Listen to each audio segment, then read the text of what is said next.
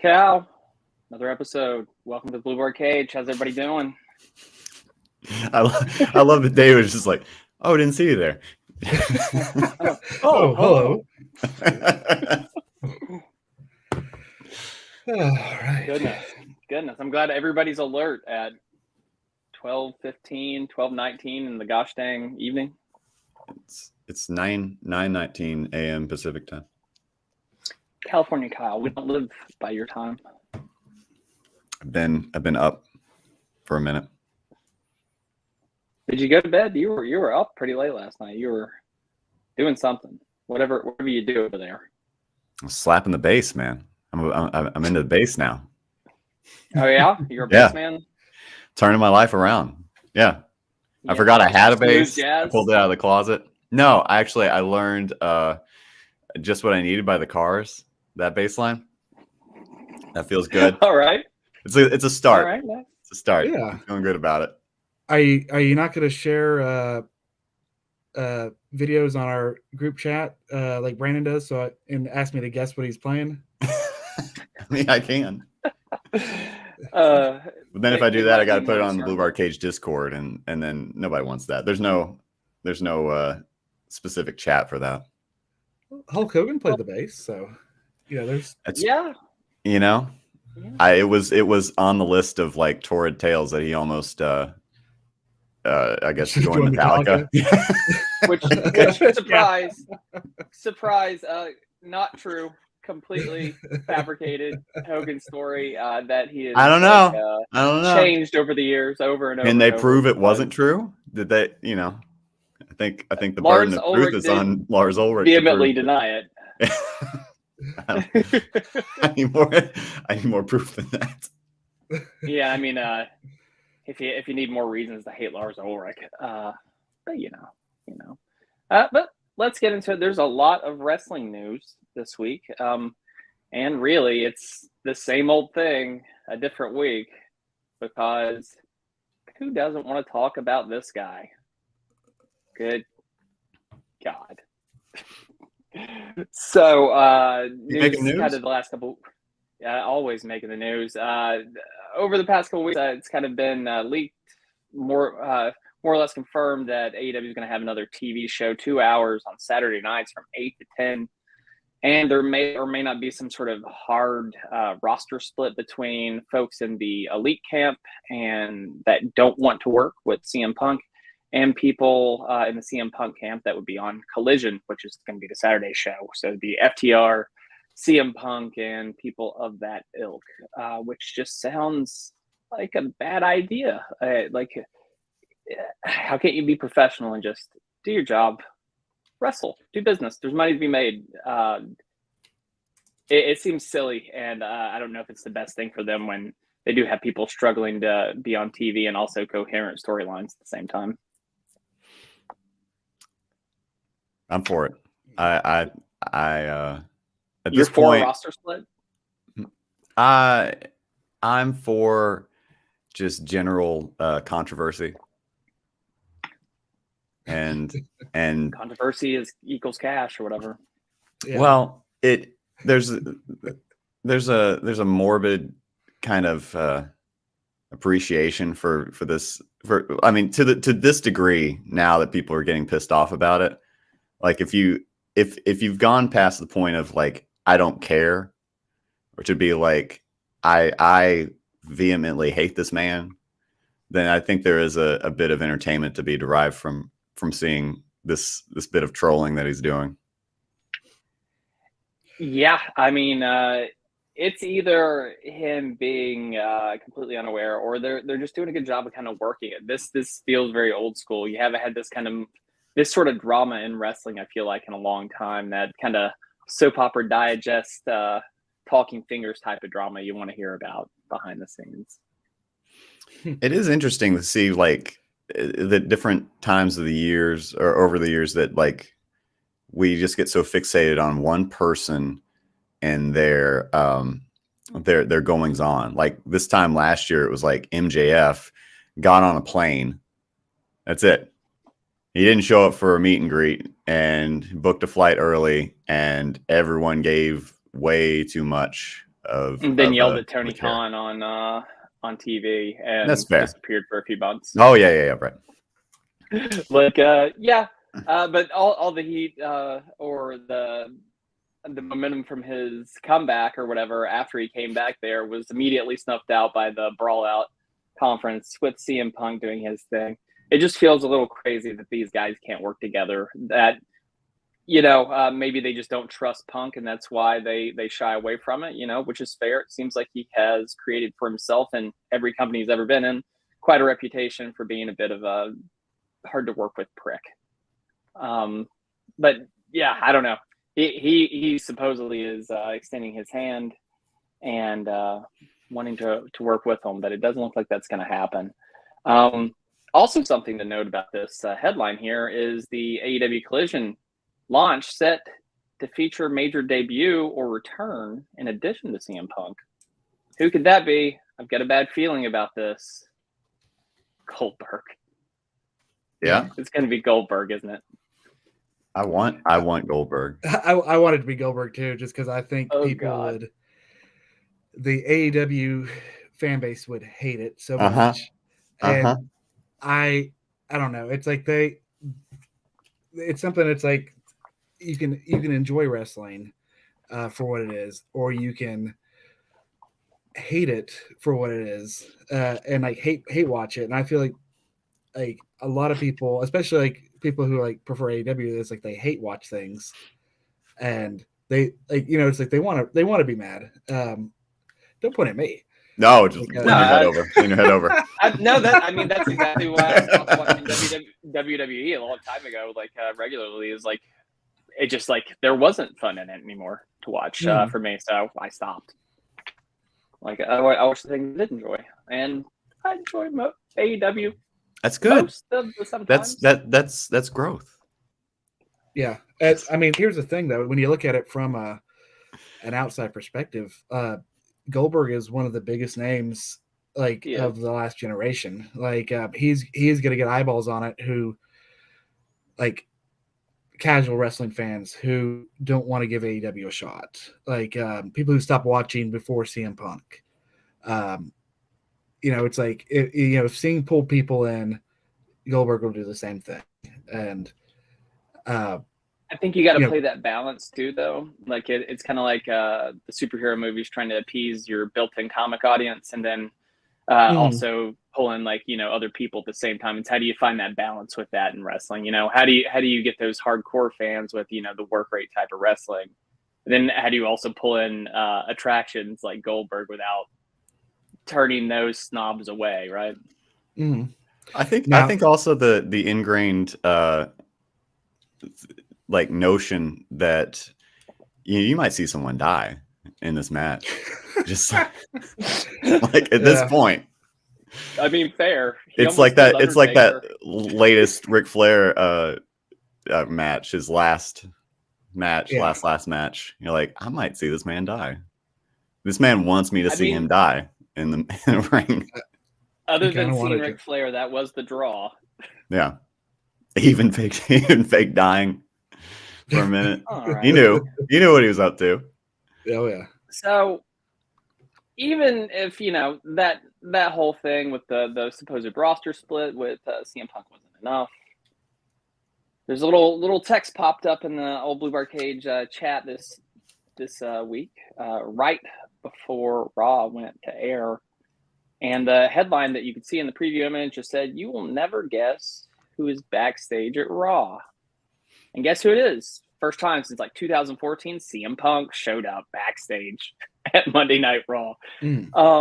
Supposedly the timeline is something like he was in Tampa for a meeting with FTR, Chris Jericho, and Tony Khan to kind of get things in order for everything moving forward and to make some sort of amends with Jericho. And he's going to be some sort of intermediary with the locker room to kind of smooth things over, and probably going to be one of his first feuds.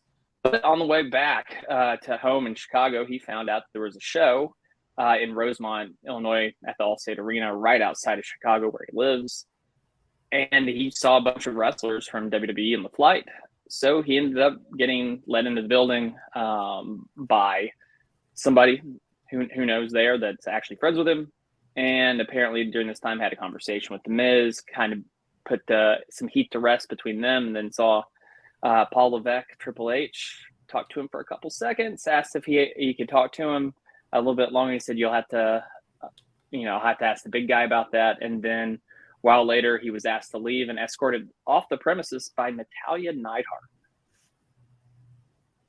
Yeah. Kind of shocking. It sounded not that shocking of a story, though. Like, it just sounds like somebody who used to be affiliated with the company came by, and, it's been 9 years since, that happened. It's the timing, though, right? Like, I mean, he has all this heat in AEW currently with everything going on, and then he's trying to smooth that over. So he shows up in a company that he, like, supposedly vehemently hates, by all records. Like, this timing just kind of seems odd. And especially with the heat between him and Vince and Triple H supposedly as well. Yeah, I mean, if nothing else, Punk is very intentional with the kind of media attention he gets. He does a fantastic job of, like, whether you love him or hate him, it's like he's constantly in the dirt sheets for one reason or another. And yeah, it's like, I agree with Kyle. This sounded like nothing more than he went and visited some old coworkers, like maybe sound like he did a little growing up in the last couple of years and months. Most months. Yeah. Like, that's all I kind of look into that. Like, now if he shows up, I don't think it's a big deal. The draft. I don't think it's a big deal a lot of times, when it's somebody like Buddy Matthews, Buddy Murphy, what do you want to call him, or Andrade or anybody like that shows up in the company because they didn't leave in kind of a crazy way. He walked out and then eventually got fired on his wedding day, right? And then he sued the WWE and everything else that went along with that. So I think that's kind of the reason it's kind of strange. I'd have to think, too, that there's only so many times that, like, running your mouth gets you, like, in very direct trouble before you kind of recognize it. You're like, I guess it maybe doesn't matter if I'm right or not, if I'm just burning bridges left and right and creating, like, I don't know. I want to lean on the side of he's not seeing the error of his ways, but he's recognizing his own responsibility in these situations. And if he's making the effort to talk to people, his former colleagues, sounds like he talked to The Miz in particular, and he, I guess, had a lot of things to say about The Miz a long time ago. I don't recall any of that, but apparently that was like he's taken shots at him in AEW on screen before too. Oh, so. Well, yeah. But I thought that was almost out of respect. Like, you can't, saying to MJF, it's like you're not to his caliber. And almost, you can interpret it a million different ways. And you would hope that he's grown, but this is also a guy that hasn't talked to his brother in more than a decade because of a money situation, the independent wrestling thing that they used to work on together, just his own flesh and blood. And we'll go ahead and work it over here to show a little bit. Another thing that kind of broke is just the thing that kind of caused all this in AEW, at least, and what it all started over. Oh. So, apparently what happened for our listeners here, what does the article say, Eddie?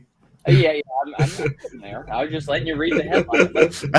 We could hear our audible gasps. The rift between CM Punk and Colt Cabana started over Cabana getting pizza with WWE stars.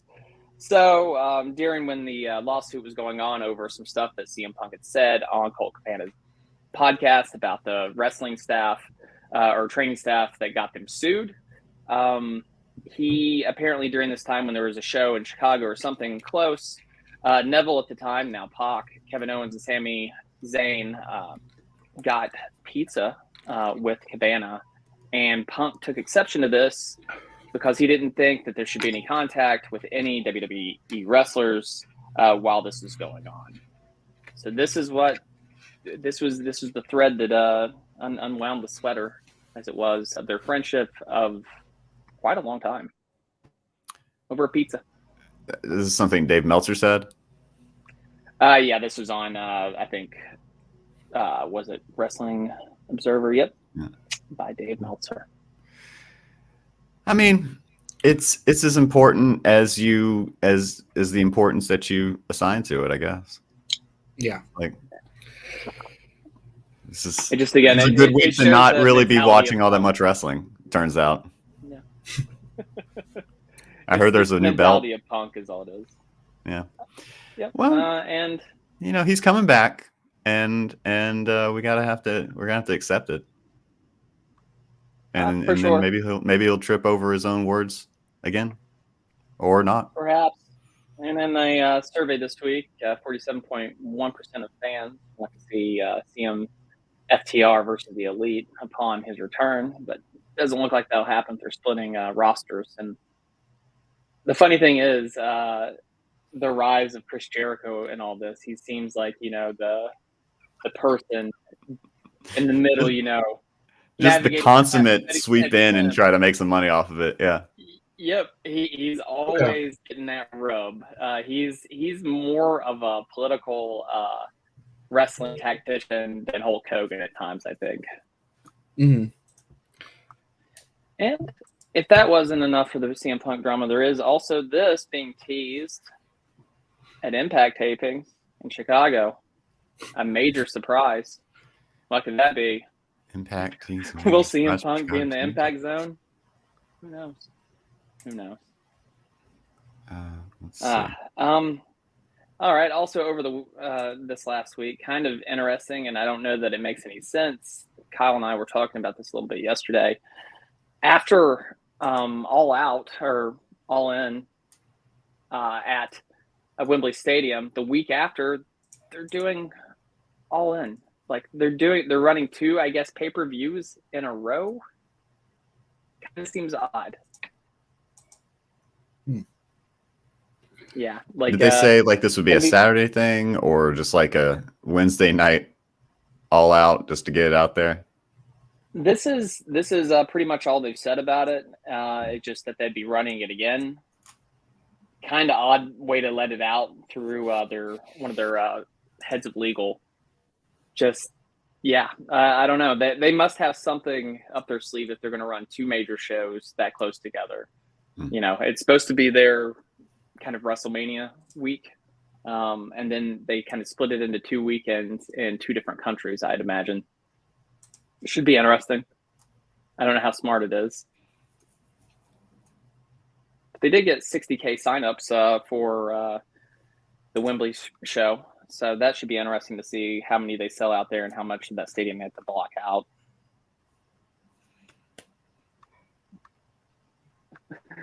Here's a cool little thing for you fellas. Just wanted to share this clip of this man in a death match taking a fireball and then get the shit beat out of him. I mean, the things that used to happen in FTW. Yeah, this type of stuff don't happen anymore. That was FTW? Yeah, back in the day. Don't see a whole lot of fireballs anymore. It's a lost art. Goodness gracious. Did this week at MLW get the triumphant return of Duke the Dumpster Drosy, looking as dumpstery as ever, firing up, almost falling over. A good kick to the dick, and I do appreciate that he at least rotated the trash can before he hit the man with it once more. Good to see Duke getting a payday, I guess. Yeah, it's like can't blame a guy for coming out to a spot like that. Like, as long as you're able to walk, like the only reason you don't see other wrestlers do it is because they can't physically do it anymore. Like, they'll do it until they die. Exactly. And do you remember when wrestling gimmicks were just random professions? Oh yeah, he's a garbage man. It made sense. Yeah. Yeah. Wrestling has kind of lost that like Street Fighter quality to it, where it's just a bunch of random people like competing, like fighting in random places, and everyone else is they're there for it. Yeah, I'm gonna finish my lunch. And that is something I appreciate about a current change in WWE is like not everybody's in wrestling gear or their merch right now. Like some people are wearing like their outside clothes into the ring a little bit. It gives it more of a, I don't know, organic or real feel. Small changes. Here's one I know everybody wants to talk about. I kind of think this statement's true. Triple H's new title belt kind of sums up a lot of his moves. A nod to the past, thing everyone liked, but still also half like the recent shitty thing you don't like. Kind of like this belt. I think the new title belt's pretty ugly. I feel like we need to discern the difference between a fact and an opinion. and I feel like it was an I statement, Kyle. You said I think this is true. I think it's true that Trevor Dame said those words. Yeah, and I said I feel like, and you agree with it. You agree with that opinion. You share the opinion. Yeah, and that was an I statement, and I feel like, I know you've been doing your self-help and you're working through. Feelings are you don't need I feel sad. I feel happy. That's more of an assessment. Nonviolent Communication by Marshall Rosenberg. It's a great book.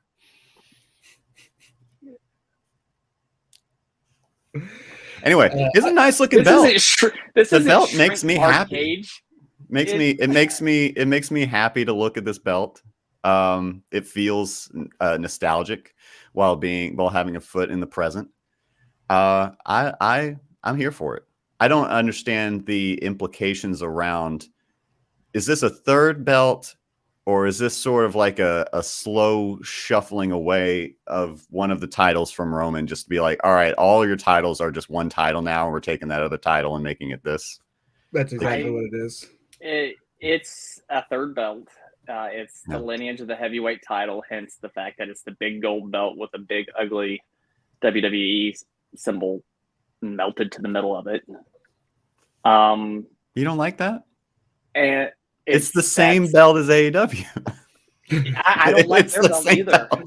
I don't like theirs either. What would you like? What would make you happy? A big, gaudy, branded belt. Like, I think the last good-looking belt in wrestling, and it still had a logo in the middle of it, was probably the IWGP heavyweight title before they turned it into that weird butterfly thing. Do we have that? Yeah, I mean, have a picture of title that belts used to look nice. Yeah, I can pull it up. Title belts used to look nice. Like, they used to look like a piece of, like, prestigious thing that you want to wear. Now it's just, like, branding. Yeah, well, I mean, that's just like that's part of it now. It's just be like we're maybe a couple of belts away from that just being a QR code anyway. So yeah, you win the World Series, the Super Bowl, like you're getting a belt from WWE, and people need to know it's from WWE. So you got to see that brand. Yeah, I mean, I get it. It doesn't mean it's not tacky though. Oh yeah, a lot of marketing. These days let's not put lipstick on a pig here. It's it's still pro wrestling. Like there's an inherent tackiness to it. Like now, for sure. Will I say that? Yeah. Okay. Yeah. It looks like a bit of a. Yeah. I mean, that's like that looks more like a traditional wrestling belt. I like that you like it. Yeah. I like that you like things. My favorite title belt of all time is still the Winged Eagle. Like I think all those like 80s, 90s title belts look good. Even the ones previous to then, like the WWF titles look good. The old NWA titles look really good and had something to them. Like just WWE's insistence on just like driving home that awful logo that still doesn't make too much sense to me. Well, at least it doesn't have like Cinnamon Toast Crunch on the side of it. Soon enough. Yeah. Soon enough it'll be Cinnamon Toast Crunch or TurboTax. Yeah. I really like the original NXT title. I just thought that was a nice look. I mean, it was a big X and there's an N and a T on either side of it. So it was pretty simple, but you hadn't seen that shape before. It was fun to look at. And then they started to round it off. Titles look good. Like, I think the UK NXT title had something to it. Yeah. So it was looking fairly fresh. We're finding middle ground here. I mean, I don't like any of AEW's titles either. I think the best looking one's probably the international title. They look like they weigh about 45 pounds. They look like they would pull your pants down. Yeah, I was like, well, don't loop your pants with them. Like, you just ask. Yeah, geez, Kyle. What kind of loops you got on your pants, you weirdo? If you run the risk of getting like, lopsided shoulders or clavicle muscle, your lat muscles are going to be off. Well, you're holding it on one side, so that's strengthening it up, and then you're going to catch somebody thinking you've got this strength in both hands. I don't know. So are you a carry the title over your shoulder guy? Ooh. Like if you were a wrestler, or do you wear it around? Do you do the throw over the thing? Where they can say it's a title all you want. It's a belt. It wraps around, like it's got a strap. It connects. I put it around my waist.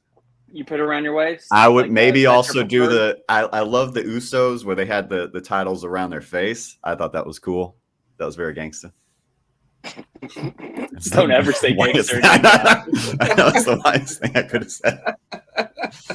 You guys, it was kind of urban. I appreciated it.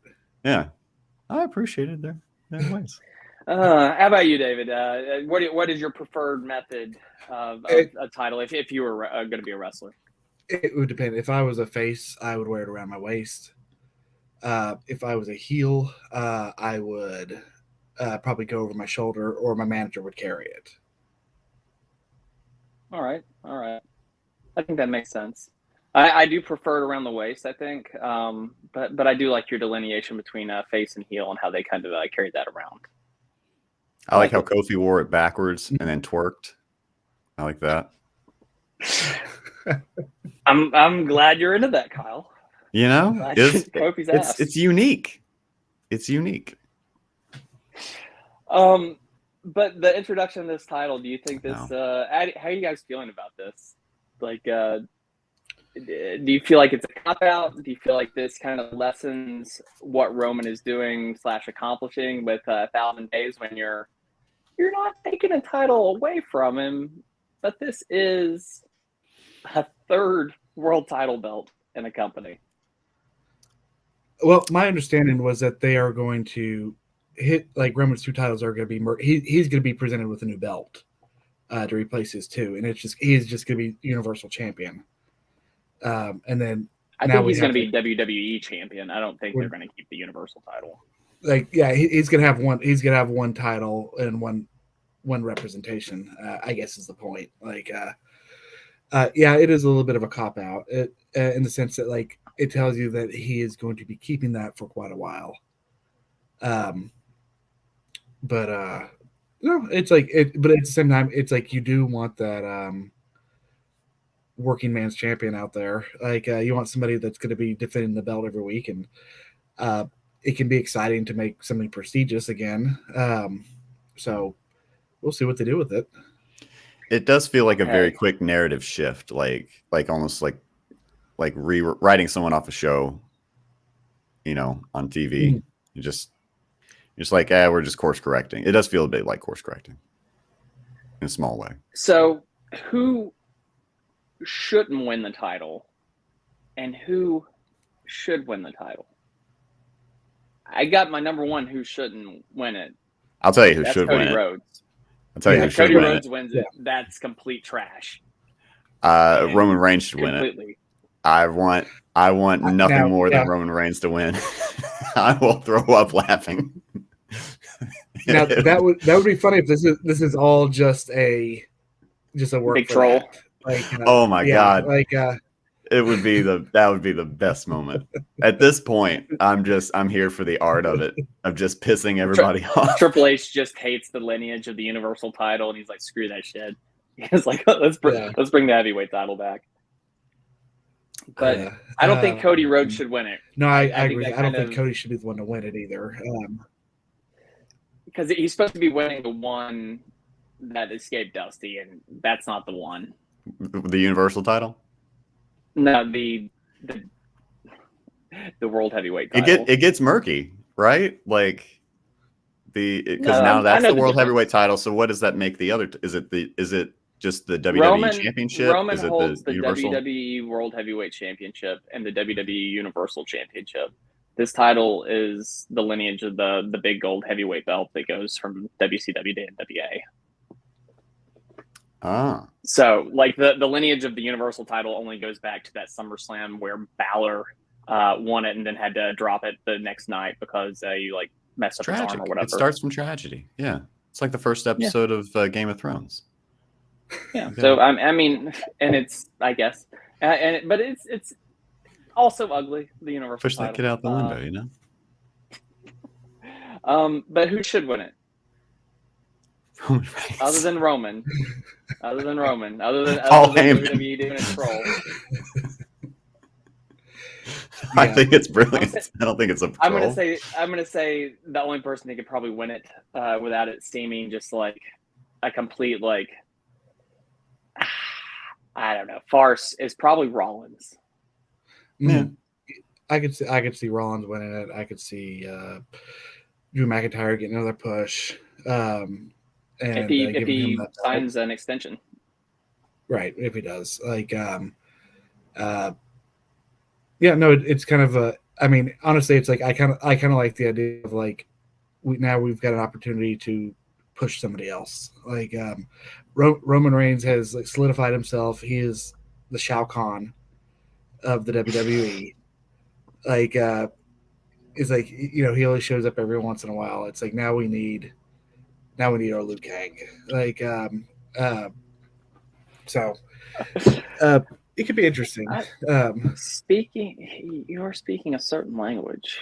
So might as well jump into this guy. So Cody Rhodes, and I kind of thought this after watching the A&E special and kind of reacquainting myself with Dusty's story. Freddie Prinze Jr. thinks Cody Rhodes is retelling Dusty's hard time storyline in WWE, which kind of feels like that right now. If they're going to have him go through trials and tribulations through the rest of the year, and supposedly at WrestleMania 41, Cody versus Roman 2, or WrestleMania 40, Cody versus Roman Reigns 2 is on the table. Right. What do you think? Is this a retelling of the hard time storyline? I mean, isn't any underdog push like a retelling of that? It's kind of hard though to really compare the two because they're just. I know he's kind of his father's son, but they're very different people. Oh, for sure. Different personalities. One's a nightmare, different. One's a dream. There you go. Different. Two sides different builds. Coin. Yeah. Oh. I don't know. It's Freddie Prinze Jr. just has his opinions, and he has a little hard time with like the separating fact from opinion too. He's also got an educated opinion in as much as he's worked there, Kyle. And yeah. But it's still an assumption. I think you're doing a little bit of projecting, Kyle. I think you need to. I think he's making an assessment of the situation, and I can respect his assessment, but I may not agree, and there's no way to know if either one of us are right. Unless it is in fact confirmed that he is doing that, and Cody outright says it, or someone in the booking committee, right? I await that information. Because that was something that Freddie Prinze Jr. did for a little. Perhaps. Strange. Yeah. No, he did. That's confirmable. I know he did. I know he did about a decade ago. So he's not been affiliated with the company. He may talk to people on the vaccine. What are we talking about again? Oh, Freddie Prinze Jr. thinks a certain thing. Okay. There's a lot of scuttlebutt today. I've got my Tawdry story. I'm ready. Old Californian Kyle. Well, finally, at least some resolution to the Elite and BCC storylines going on after a bloody excursion at the end of Dynamite this week, where Takeshita got stabbed again with a screwdriver. Kenny Omega challenged what it seemed like the whole BCC to an Elite versus BCC Blood and Guts match, which is basically AEW's version of War Games.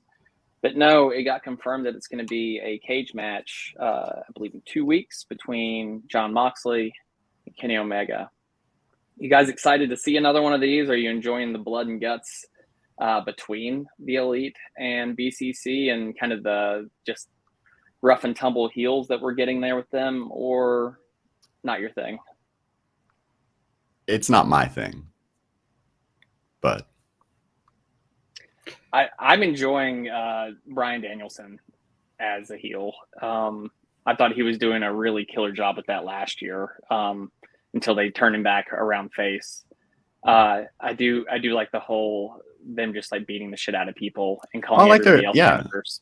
I like their persona. I like what they're bringing to the table, but I just find the blood to be pretty gratuitous at this point. Like if you're bleeding. I like if they're bleeding. Like I like seeing Bryan Danielson bleed because Bryan Danielson doesn't seem to take any kind of blood thinner or anything. Because like he'll just bleed from the inside of his mouth or like a little cut on his forehead, and it's not like gashed open crimson mask like anemic bleed. You know, and that has to do with how deep you cut the scalp where you cut it to. And if you've taken an anticoagulant. Like if you bleed like that naturally, you should not ever be bleeding. Like a medical professional will bar you from bleeding. Is that an opinion, Kyle? Are you a medical professional? Is that a fact? Yeah, I am. I'm a doctor. Hold on, give me a second. Oh, the goose and the gander here. Anyway, moving on. We did have a match a couple weeks ago. Was it a dream match? Maybe. But we will get another match between Kenny Omega and Vikingo on July 15th at Triple Mania 31.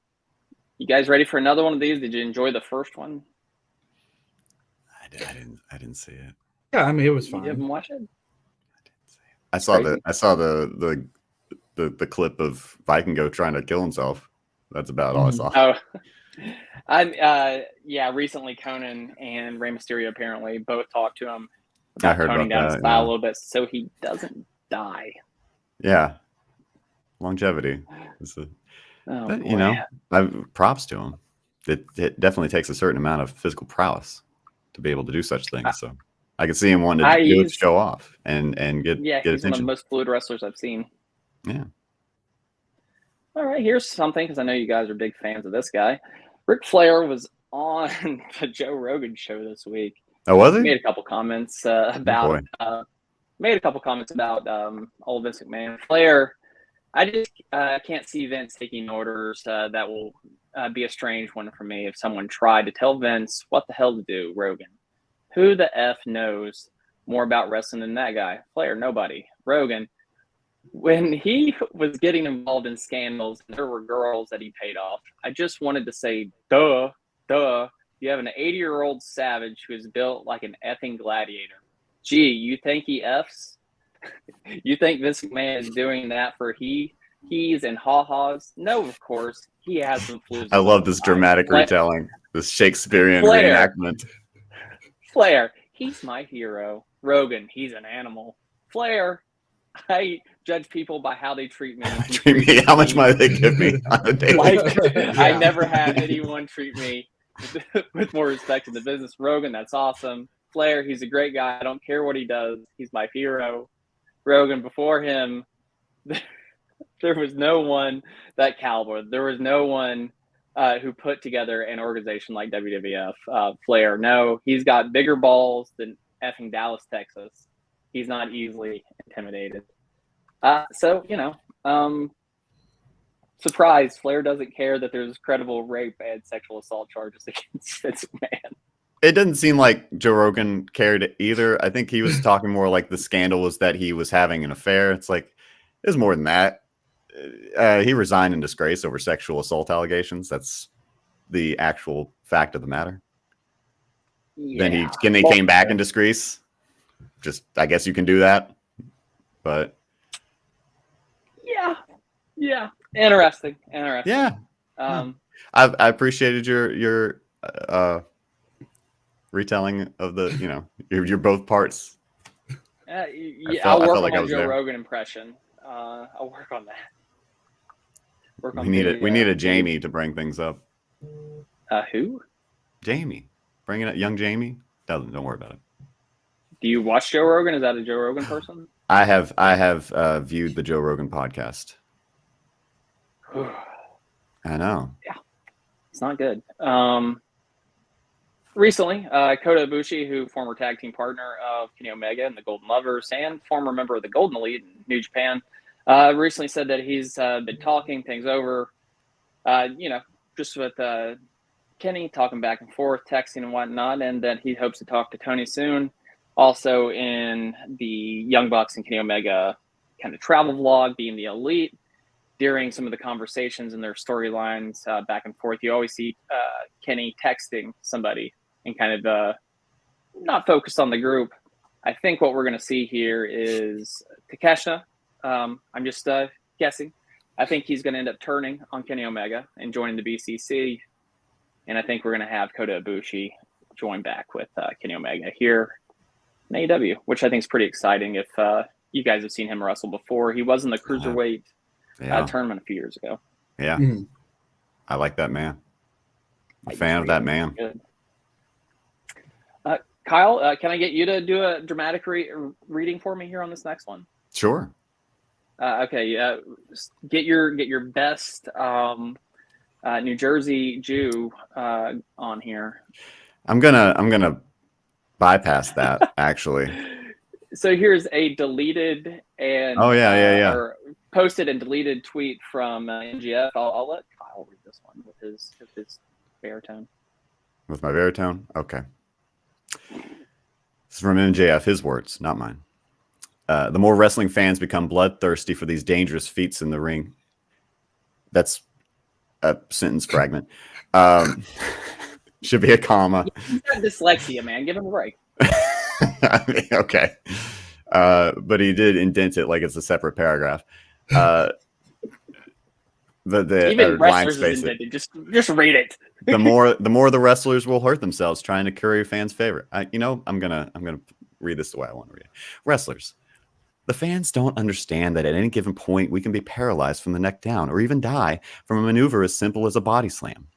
By the way, fans reading this, body slams hurt. Every move hurts.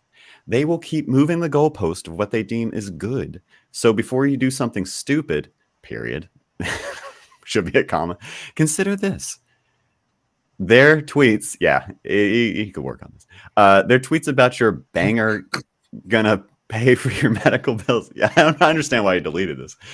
Do the right thing. Go in that ring with the intention of winning the match and leaving the ring the same way you entered it. Get the winner's purse and get out. Does that sound like him? It was good. More or less. Probably good enough. Bit of a LeVar Burton reading Rainbow kind of thing. Oh boy. I can't help but agree with talking about Vikingo a little bit there. I can't help but agree with MJF a little bit. These guys, you see people doing more and more ridiculous things with the rise of social media and wrestling kind of getting over in the quote unquote IWC. But I think there's better ways to get over than just killing yourself or pocket change from these promoters. Do you think it's a financial thing? Like the motivation to get on the internet, or you think it's a mix of financial worries and your physical prowess? You hope that doing that stupid thing gets you more bookings, gets you attention. What were you going to say, David? Eventually gives you more money. Yeah. Exactly what Eddie was going to say. It's all viral. You want to be exposed. You want to be seen. So that's the way to do it now. And it is. It's you see a lot of wrestlers. I think more now. In the last few years, speaking out against that, to be safe and take care of yourself and take care of each other. And But it's the same time. There are a lot of very risky moves. I mean, it's a dangerous sport. I think that's a given. But like, I don't think for him to blame the fan. I don't think necessarily you should blame the fans for wanting that. That's kind of a given. We want the best show we can see. Yeah, but yeah, I mean, I feel like my hot take on it is like, don't blame me. You're the one who chose to do this. You made this choice. If you can't figure out another way to get people to pay attention to you other than doing flippy stuff and endangering your life, then maybe this isn't the career path for you. Like, if that's all you can bring to the table, then let them do whatever they end up doing and hurt themselves or whatever. Like, don't blame me. This is not my fault. Just because, like, you could also not get on the internet. You could not get on Twitter and see what people are saying about you. You could just be your own person and go pursue your own path and play the jazz of figuring out like what you like doing and how people work within the system. I don't know. I feel like wrestlers really like to complain and shift blame or any kind of responsibility away from themselves. Like, these are the same wrestlers that are saying take care of your body, who in the 80s and 90s were doing everything imaginable to not take care of their body after the show. For sure. I mean, hindsight's 2020 there, and they can reflect on these things and go, should have done this, probably should have done some of these things, but they did them. And while I think the beautiful thing about wrestling is wrestling can be anything, and I think there is a place for crazy death matches and stuff like that, but there are consequences for what you do. But I do think some of this stuff is the equivalent of the weird kid at elementary school lunch that matches up his food and eats it for $1 or something, or just for attention. You're talking about Darby Allin? The same thing. Yeah. Darby Allin this week, there was a clip that kind of circulated. He's he was so weird. Tried to impress a girl, just screaming for attention. Went to Buffalo Wild Wings, ordered some of the hottest sauce, and then took a napkin and rubbed it on his asshole, and then drove like 16 hours. What the hell is wrong with people? You picked the wrong time to glitch out on me. Did I glitch out? What did you hear? I heard took the hottest sauce, put it on a napkin, and rubbed on his like. I heard it. He went to Buffalo Wild Wings apparently with some girl that he was driving, another wrestler that he ended up dating. They were driving, I think it was 8+ hours to the next venue. He went to Buffalo Wild Wings, got the hottest sauce, and then put it on a napkin, rubbed it on his asshole, and then drove the rest of the way to somehow impress her. And they ended up dating. Yeah. It's not the grossest thing I've heard about Darby either. Yeah. It kind of reminds me of if you ever seen Curb Your Enthusiasm. Bob Odenkirk has a character where he's a porn star, and he talks about like having somebody dip their finger in Tabasco sauce and shoving it up their butt. Like he's like, hardest I've ever been in my life, man. Like, so do you think Sting's talking some sense into him, or do you think Darby's talking Sting into, like, yeah, man, you're a little older. If you just rub some hot sauce on your asshole, you'll get hard as shit. Could be a little both. Got him back in the ring. He's like, I'll just do cinematic matches. Like, hold on, I got something you should try. And obviously, he's like, I'm back. That's what we've got to think for Sting's late career resurgence. A little hot sauce in the asshole. I really think that Steve Borden is just a great man. Now, sounds like back in the day, he was also one of those like terrible people who would like take a dump in your magazine or your gym bag or something like that. But also, I recently read that too. Yeah. But now it seems like he's really turned his life around, and like he's trying to just keep this young Darby out of like the pit of hell. He's fighting a spiritual battle. I do have the Born Again Christian Sting DVD movie thing. That we'll have to do a watching of here, like a review at one point, because it is ridiculous. It is ridiculous. It'd be a great podcast episode. I'll have to somehow get copies of that to you guys. All right. A little bit of news about the possible site for WrestleMania 41, which brings a question. Minneapolis were to be a finalist to host WrestleMania 41. Somebody, the Beast Incarnate, Brock Lesnar, close ties to the area.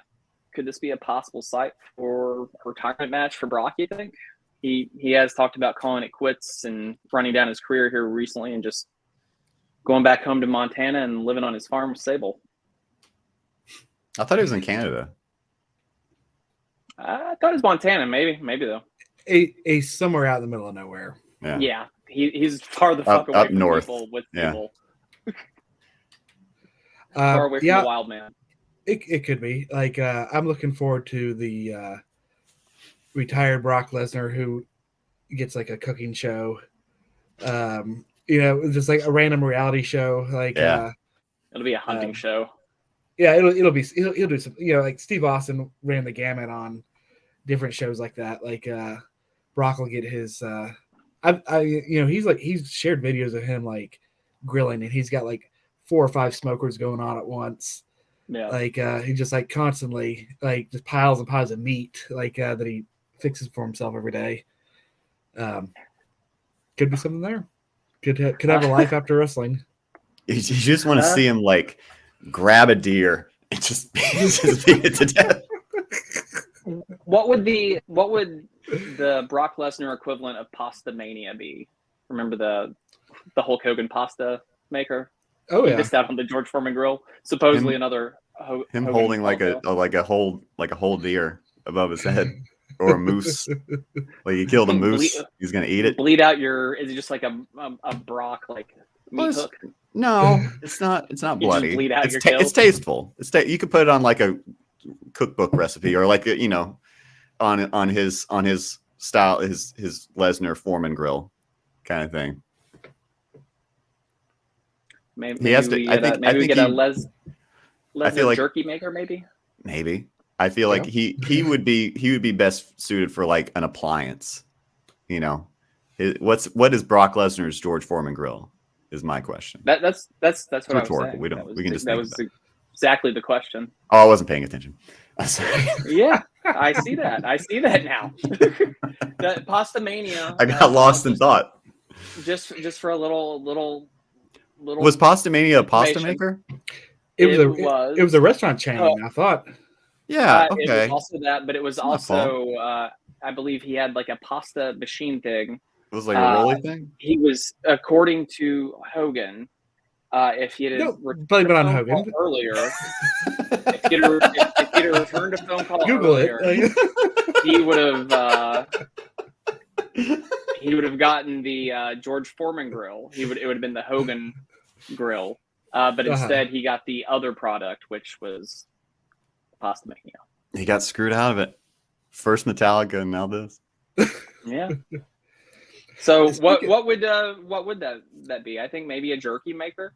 Maybe like it's a Lesnar brew kit, like a at home meat grinder, just like a smokeless grill.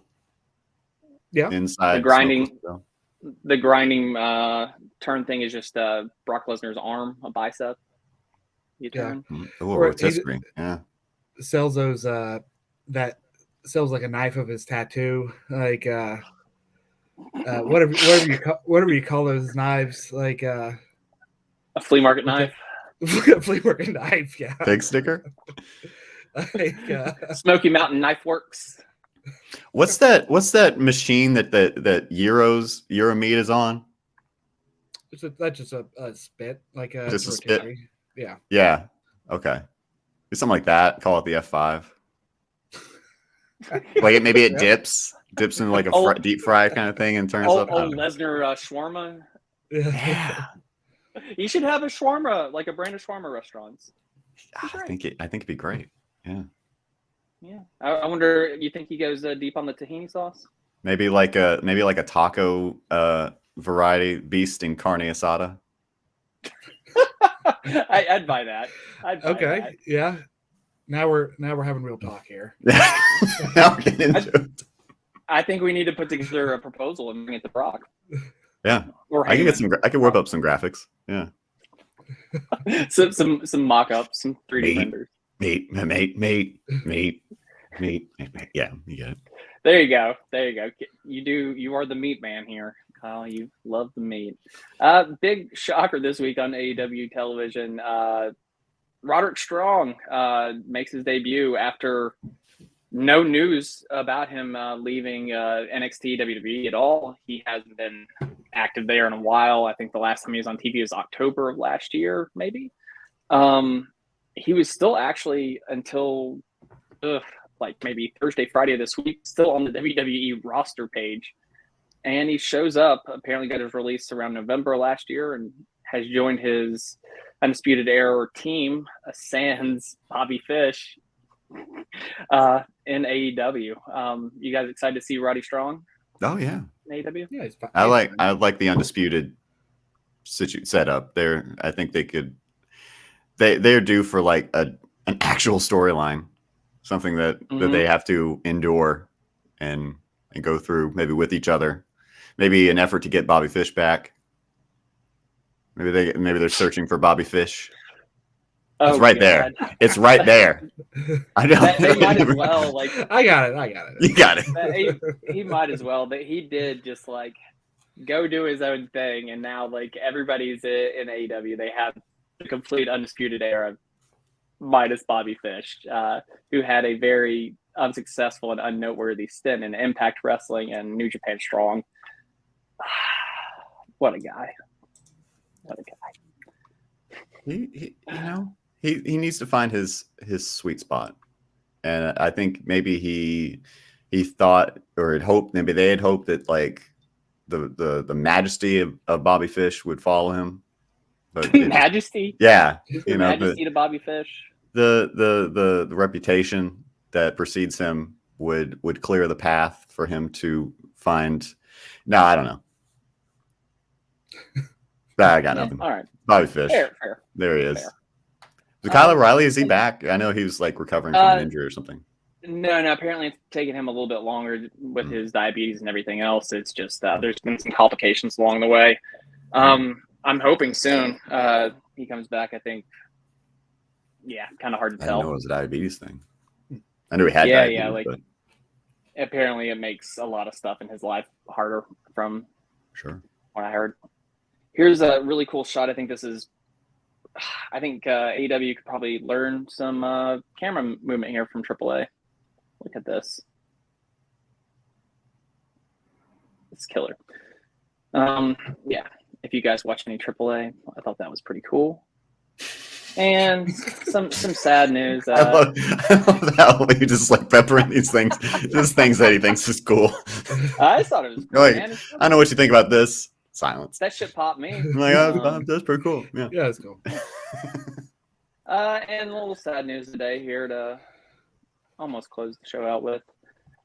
Jerry Springer, RIP, had some good connections to the wrestling business. I think it was part of the culture that brought the rise of the Attitude Era and that kind of wrestling prominent there in the late 90s, early 2000s. And he did, I think he was a guest host of Raw when they were doing the celebrity hosts. Razor Ramon was on the show once. And a lot of random wrestling personalities were on the Springer show as actors, I believe, too. You guys got any good memories of Jerry Springer as a kid? I enjoyed watching it because it was trash and your pubescent mind at the time, I enjoyed watching it. So RIP for all the smut you put in my head. First talk show nudity. What a strange one here. And this one last piece of news for today, and then we'll get to the Torrid True Wrestling Stories. Oh, did you know group of Kyles called a pile? Yeah, that's true. Monster Energy drink. Yeah. No less than 5 people have sent me that link to the story about there's a meetup in Texas for everybody who's named Kyle. And And I believe that is a Kyle Pyle. But I also like, you know a trap when you see one, right? Like, are they trying to eradicate Kyle's? I think there's probably going to be like some water tower full of Monster Energy drink that they tip over and just drown them all.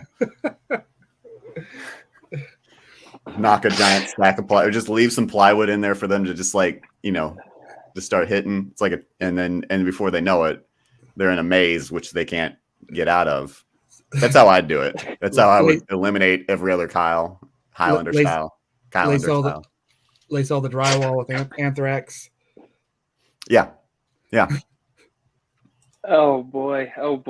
Well, that was the news and notes for the week, and Kyle's plan to kill all other Kyles, like he's in a world full of Rick and Mortys or something. No, Kyle. There can be only one. All right. Well, we'll get into our main thing here. Like it's always fun, kind of adjacent to our Urban Legends series we've done on the podcast before, and that's Torrid True Wrestling Tales that seem, or Turnbuckle Tales, and it seems stories that are so crazy they don't seem like they're true. And since Kyle's new and he's given himself more nicknames, I'll let him go first. I know he's got a good one here. That's actually a pretty good nickname. Thank you.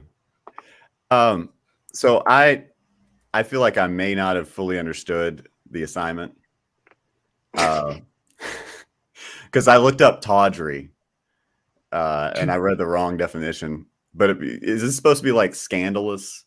It could be scandalous. It could be just like kind of crazy. Okay, crazy. I can do crazy. Yeah, kind of like Ripley's Believe It or Not. Like, holy shit, this is true? Yeah. Okay, cool. Then I totally understood the assignment. The Ultimate Warrior, my favorite wrestler growing up. Good place to start. Yeah. I had all his comics, every issue of his comic book, of which there are 5. There's 5 issues of that. No sense. Oh, it is a wandering manifesto of a madman. We should do a deep dive on those at one point. Yeah, they are crazy. You reading it, you're like, as a kid, I was like, this guy's nuts. Like this dude has not a lot of, like, then he would go into his own diatribes on the back end, talking about his falling out with the artist, the comic artist. Like the first 3 issues, everything was going great, I guess. Great art, and then all of a sudden it's in black and white and clearly a different artist by issue 4, and then a long diatribe from Warrior about all that. That's not what I came here to talk about. Because he had like a whole thing too, like it was like the Warrior's Oath or some shit like that. Are you talking about Destrucity? I think that's probably it. It was something weird. It was like just a page of like, this is what the Warriors believe in. Yeah, I think you're referring to none other than the. There you go. the well-known philosophy of Destrucity, which is apparently we will do an episode on that later. Yeah, fair enough. You could go deep into Ultimate Warrior's life, but really this story involves his life after death. Poltergeist? So according to Mrs. Dana Warrior, excuse me. What a name. The house that they have lived in for many years has been haunted by demons, and one night she and her daughters witnessed to some degree the ghost of Ultimate Warrior fighting these demons off. This is posthumous Ultimate Warrior fighting. This is kind of. I don't know how you could prove this is true. For sure. Yeah, I mean, it's true. No, you can't. It's true. Yeah, I believe she feels this happened, and that's, I'll lean heavily into my agnosticism on this one. It's like, if it's real to you, then I'm not here to tell you that you're wrong. I'm here to make fun of it, though. Do we have details? Like, yes. What she saw? Did she see like some orbs? Did she see hear something? Did she hear his music in the background over the radio? Dana, so she attests, and this is from an article from Sportskeeda. Many people talked about this a number of years ago, but she attests that the crawl space in this house is a portal to another world, which allowed for spirits to come in and out of the home at will. She didn't know the history of this before purchasing the home, but something, she apparently she was triggered by it at a certain point. And when Warrior made the decision to purchase, she described being so distraught that she sobbed uncontrollably. So she knew something was up, but I guess it took the passing of one Ultimate Warrior to really create an equilibrium within the house. Let's see if I can find the part. Yeah, where's the house located? I think Minnesota. Okay. No, Chicago. Nope, sorry, Santa Fe, New Mexico. You could have stuck with the first one, and we would have believed you. Right. No, I'd strive for truth here. Were you just guessing places? No, well, it was built by a Chicago debutante. Places. Yeah, no, I'm reading the article. I'm halfway reading it. So okay, apparently one night she was giving her daughter a bath, and her daughter was like, "Why are you crying?" And Dana Warrior said, "Honey, I'm not crying." And then her daughter said, "No, not you, the lady behind you holding the baby," because kids don't have an imagination; they just see ghosts. But that's true. Yeah, but I guess there was an entity that became emboldened with the birth of their youngest daughter, Madigan. So she Madigan felt like there was a spirit trying to possess Madigan Warrior, and sometime after Warrior's death, maybe in like 2015, there was what they described. Let me see if I can see this. Let's see. Ladybug, something about a ladybug. Dog started sensing things were amiss. But okay, this one night in particular, this is Dana Warrior. It was the middle of the night, and you started hearing these banging noises, knocking and banging, whirring past you. I can't even describe them because I've never heard them before. It sounded like furniture flying and crashing into one another. You could feel, so then she started to feel this unspoken power come over her, and she was compelled to not speak or move. And that's when she felt she claimed she felt the presence of none other than the Ultimate Warrior, Jim Hellwig, nay, their name is Jim Hellwig, I guess. You could feel him and you could smell him in the house, and he was fighting and he was battling and went on and on and on. And then I guess she fell asleep at some point in time, because when she woke up in the next morning, she expected to see her home in ruins, but there wasn't one thing out of place. And she attests, I knew in that moment that whatever had been there bad, this is her actual words, had been there bad. He had battled like he never battled before, which I don't believe he's ever known for actual combat sports or fighting in real life, but just not in his head, probably. Yeah, not to let anything bad touch his girls.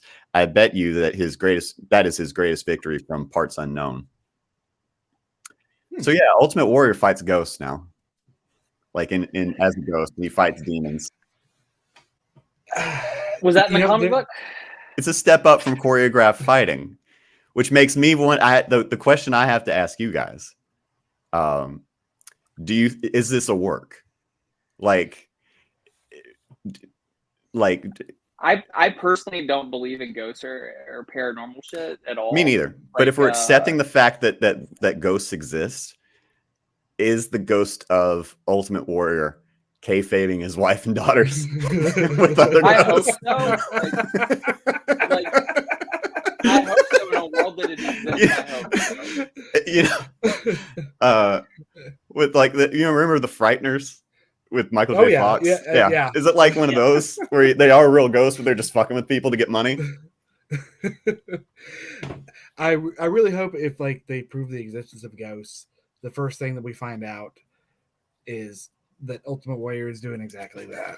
Like it went to straight like from like whimsy to exploitation, like like in a blink of an eye.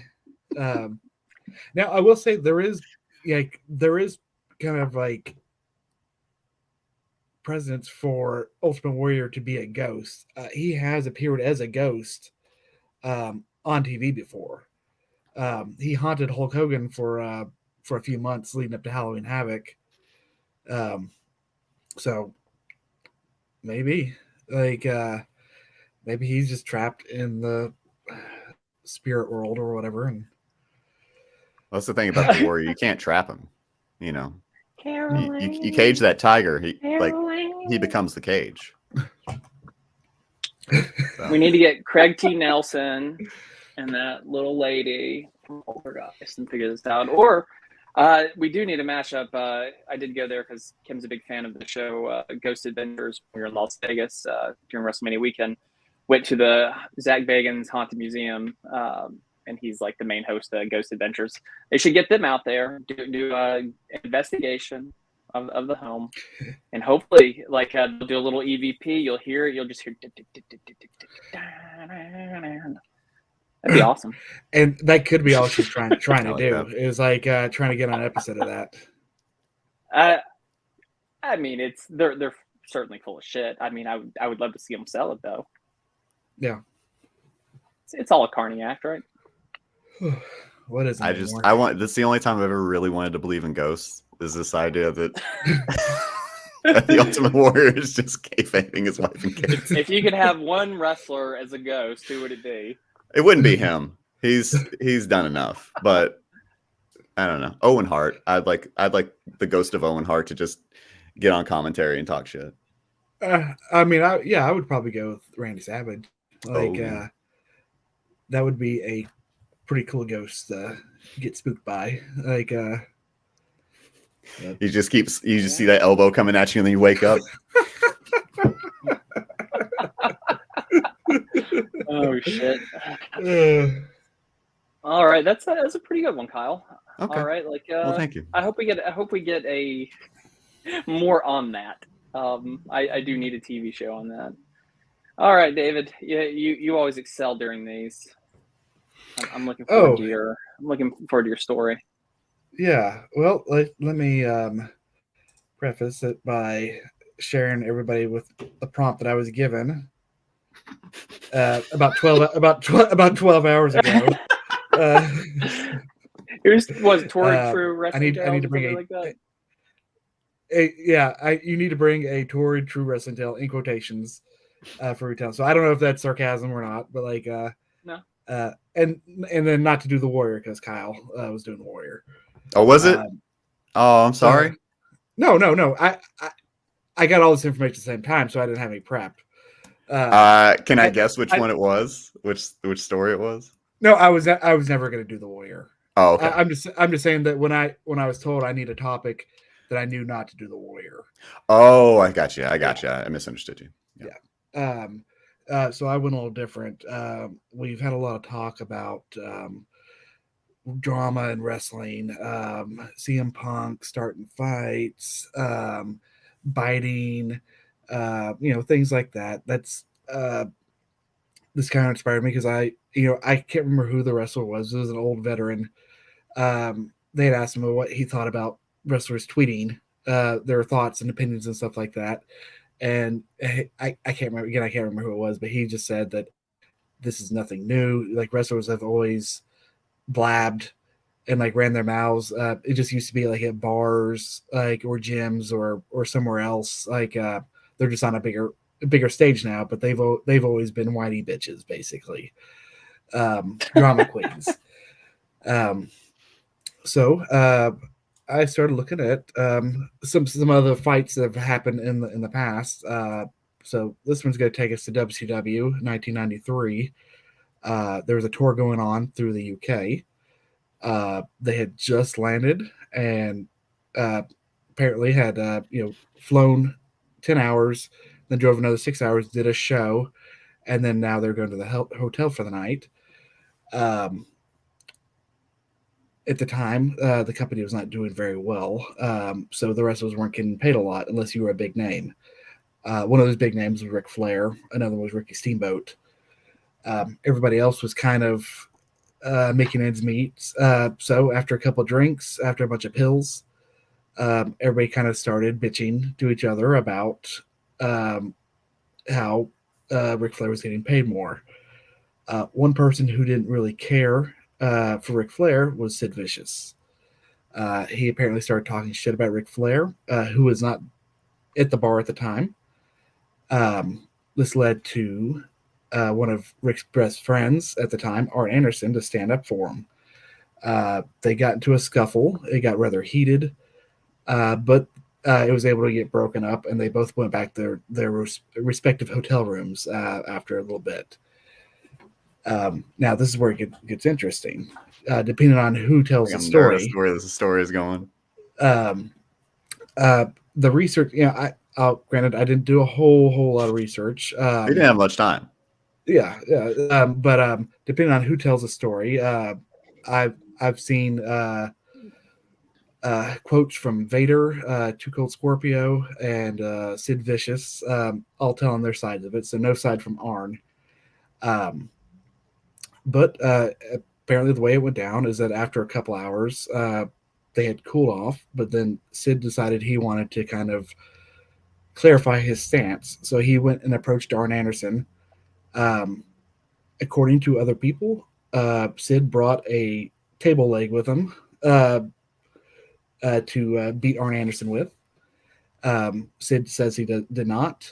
But what ended up happening was when Arn answered his hotel door, Sid punched him in the face, and they got into a fight. Arn Anderson grabbed a pair of scissors and stabbed Sid. Sid reacted violently, took the scissors, and stabbed Arn like 20 times or something like that. So pretty, a step up from like Punk and the Elite biting each other or whatever. Back in this, in this particular case, like they were ready to kill each other, literally. Now, what's really funny about this story is when you go and look at the people who told it, they can't help but like sell themselves. When they're telling what happened. Vader's version of it, he says he says that he heard a commotion and he came outside. He's like, now granted, he's like, I'm in my underwear when this happens. He's like, I'm a big guy. He's like, I've got huge legs. Can you imagine, 300-pound me with these giant legs coming out of my underwear? I'm intimidating. And it's like has legs. Yeah, like has nothing to do. You seen these legs? Yeah, had absolutely nothing to do with the story. But he felt like he needed to add that to tell it. And this is a man who landed on a leg and it broke in half too. So probably there's a bit of like insecurity around that. Sorry. This is Vader saying that he had big legs. Vader. Sorry. Vader's talking about himself. He was a witness to this. Okay. And especially compared to Sid's legs. Yeah. Way bigger, way stronger. Yeah. Reinforced. Sid went on to snap his leg on live TV. And then hold it up like this. That's what you gotta do. You gotta make that last paycheck. What? For a while. Sidebar with that is like if you're able to do something to get like a disgusted reaction out of Scott Steiner, it's fucking real. He's done some shit. Get Scott Steiner to flinch. He eats at Shoney's on the regular, man. Anything. But I'm sorry, I interrupted there. It was just kind of a crazy story. The police were called, paramedics were called. According to Sid, they tried to get him to press charges against Arn Anderson. Sid claims he didn't know the condition Arn was in because it was all kind of a blur. At first, he refused to press charges because he thought that maybe he had gotten a couple licks in on Arn. The cops told him no, he was fine. So Sid pressed charges. About an hour later, somebody came to visit him, and they said, "You really messed up Arn. Like he's in bad shape." And then at that point, he felt bad and dropped the charges. Allegedly, Arn never had any intention of pressing charges. They decided to hand it all in-house, and they made amends. Arn was suspended, and Sid was fired. But as we all know, Sid came back to WCW a few years later, and they were able to work it out. They were professionals, despite the fact that they stabbed each other 20 times. You multiple said times. Yeah, I'm ballparking, but it was double. It was double digits. And this is coming from wrestlers, so it's probably like half that. Yeah, that's true. That's true. So we could ballpark it around 5-7 times. It's probably half divided by 2. Let's establish the baseline that one time is too many. Yeah, don't stab. Yeah, it's not good. Yeah, not getting bit by Ace Steel. I mean, there's that too. I guess you shouldn't say bad things about Eddie's favorite wrestlers.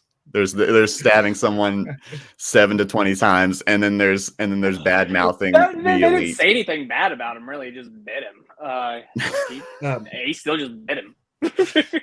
Ace still bites, man. He looks like a dog. Like he looks like the least surprising story I could have ever read. There's a there's no real moral to the story other than this happened and they got over it, but it does kind of like lean into Arn's persona, that he is just a badass, like that he doesn't take any shit from anybody, and he will get stabbed and go about his business. It also just sounds so much like a gang when you say it. Not that I'm not, Sure. It's that like we don't talk to the cops kind of mentality. Yeah. Well, I mean, that was also when kayfabe was still around, and they would go to the hospital to sell an injury. Right. Like, you didn't let insiders or outsiders know this information, and that was considered like a huge faux pas back then. If Arn had said anything, it's all about protecting the business. Yeah.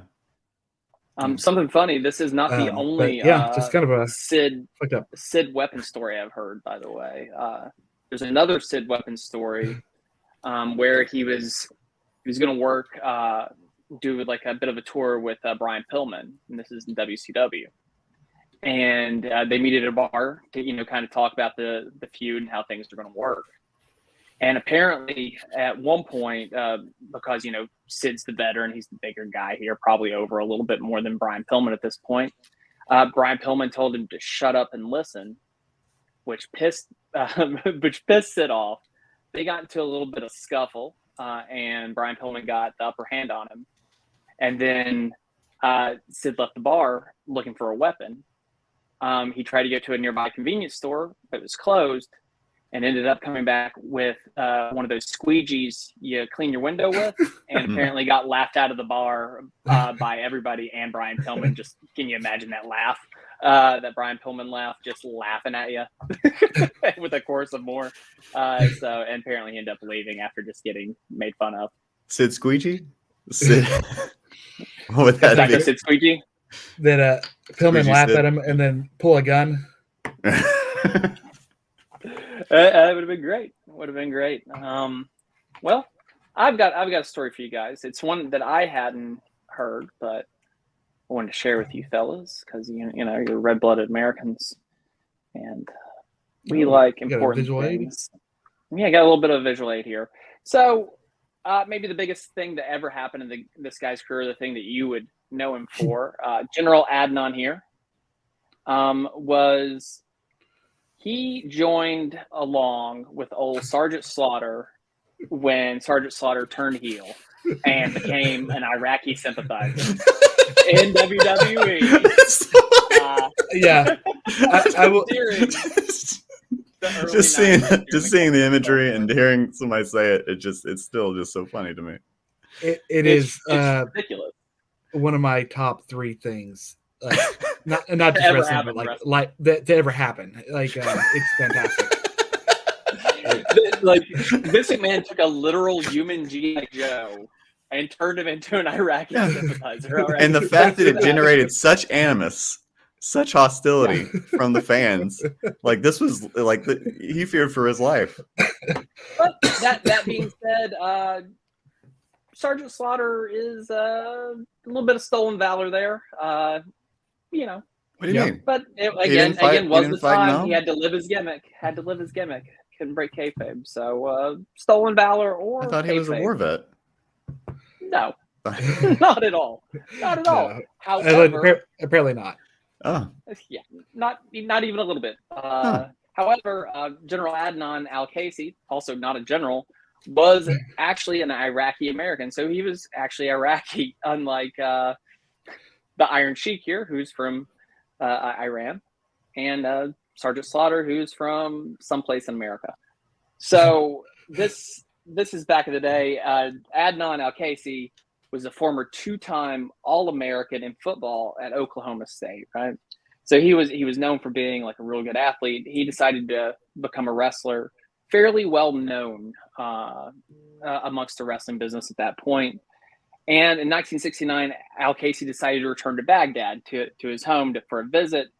And during this time, he met up with his friend from junior high, somebody you may have heard of, Saddam Hussein. Upon them meeting up, yes, they're junior high friends. You can't make this shit up. While Casey was on vacation, Saddam, who was already growing a bit in political power here in 1969, insisted that the hometown hero gave him an offer he just simply couldn't refuse. A lot of money. You've seen that happen these days there in the area where people are just obsessed with wrestling in that area. So they ended up, the hometown hero, Casey, would put on wrestling shows and bring in outside talent into Iraq. So in 1971, in January 6th, to celebrate the 50th anniversary of the Iraqi army, no less, they had al-Qaisi Adnan against Andre the Giant. All right. So in order to protect Andre, they had to change the end of the match because Andre was originally, like usual, going to go over. However, it was changed to have Adnan go over. And before the match, Saddam Hussein told Adnan that if Andre the Giant hurt him, he would kill him. So upon the victory here of Adnan over Andre the Giant, the people in the crowd, the Iraqi army, who they were celebrating the 50th anniversary of, started shooting their victory weapons. It freaked Andre out, and he hid under the ring because of everything that was going on there. And they were just celebrating with their guns. And then after the match, Saddam Hussein told Andre the Giant, if he ever wanted to make it in the wrestling business, he should lose a little weight.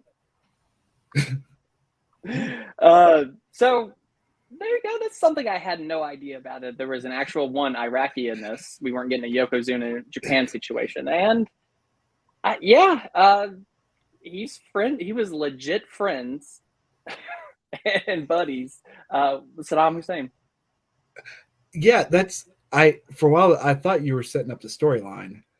And before I was like, I didn't realize there was that much backstory to Slaughter's turn, but that is kind of crazy. An actual Iraqi citizen, national, more of got roots there and lived most of his life in America, but out of all people that he was friends with. That's wild that he was friends with Saddam Hussein. And then not only that, to kind of come back here and turn him into a bit of more of a cartoon character by, being a sympathizer in wrestling. Yeah. Well, it also at the time though, it was, I was a kid. I feel like that Saddam Hussein parodies were fairly common. He was a pop because we were at war, but it was like a skirmish, I don't know how legitimate Desert Storm was, to be honest with you, because I feel like maybe either the news downplayed it or it just wasn't that big of a deal. But we never called it a war. Conflict. A conflict. Yeah. It was called Desert Storm or an operation. It was Operation Desert Storm. So yeah, it's like it's weird how that was framed. Yeah, it didn't seem like it was like a war per se. Like growing up, we never called it a war. And as a result, I feel like Saddam Hussein was kind of just treated like a cartoon character, because he was parodied, movies and stuff like that in wrestling. Like he had a Saddam Hussein like person on there all the time. Mm-hmm. So just a weird time. Like yeah, it's next we're gonna hear that Hulk Hogan and Osama bin Laden used to play Metallica together. I mean, it's kind of crazy. Like when you see like the people that professional wrestling has been connected with through the years, and the effect that it's had on society. Like we talk all the time about that Don't Speak documentary, and like the effect that's had on just like American law and journalism and everything there. That's wild to know that professional wrestler was this close to, Saddam Hussein, one of the most hated men by Americans in forever. There is I don't know if it's a direct follow-up, but there is I think it's on Peacock. I saw a trailer. It's from the perspective of Bubba the Love Sponge. Whole horror deal. I want to see that. I need to figure out what that's on, because I do want to see that too. Because like that is, you want tawdry, Kyle. Like that is as tawdry as it gets. Like maybe we'll talk about that soon too. That I'd be surprised if it's on Peacock though. Do they really want to do that to Hogan? Since they got the WWE network. It was on a streaming network that had ads. Like that's all I remember off the top of my head. Yeah. Side note, Kyle, look on I believe it was on Netflix. The documentary Nobody Speaks. Okay. It's about the trial of Hulk Hogan. Oh, and sure. It's crazy. Fantastic. Like, yeah. Like, I will say, like, the tagline for this documentary is Hulk Hogan. Imagine Hulk Hogan on the stand saying, Terry Bollea doesn't have a 10-inch dick, but Hulk Hogan does. Right. Like, I remember you guys talking about this. It's insane. Like, and just to see how like truly evil wrestling is, and it deals with the whole Gawker trial that happened several years ago. It's interesting if you're a wrestling fan or just a fan of documentaries. Definitely one to watch.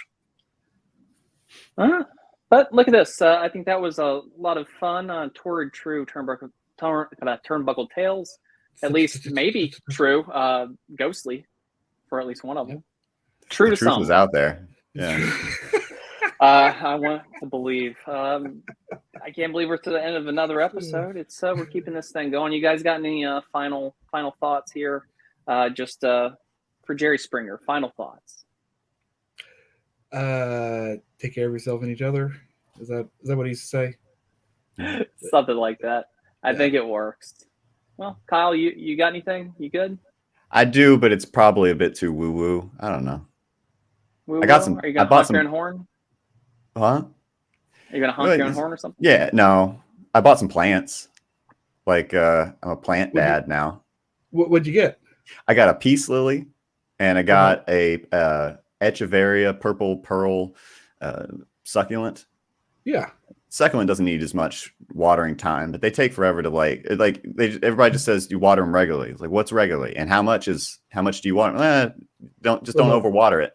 It's like it's about 3/4 of a cup to a cup every week for a cup of water every week. You can see it when the plants start to droop. They'll come back up, something like a peace lily. I'm just saying, take care of your plants. Like, you can look it up. The truth is out there. I brought it back.